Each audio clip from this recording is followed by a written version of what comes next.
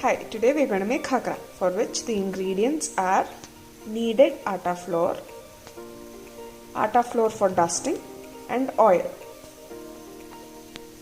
Sprinkle a little bit of atta and keep your kneaded flour and roll it using a rolling pin.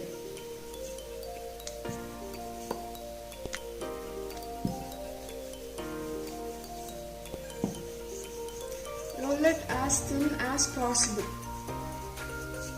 Take an aluminium pan and heat it.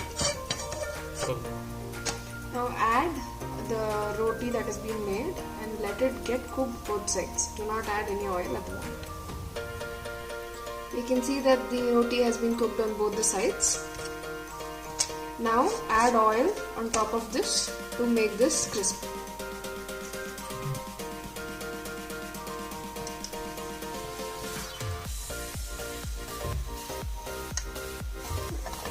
You can see that the chapati has been cooked, so now we are going to press it with a flat bottomed vessel so that it becomes crispy.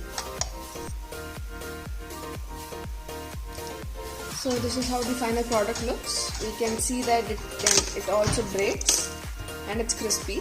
You can make different flavors out of this. You can have jeera, methi, khakra, any flavors you can do it. Now enjoy your snacks time. Have a great day.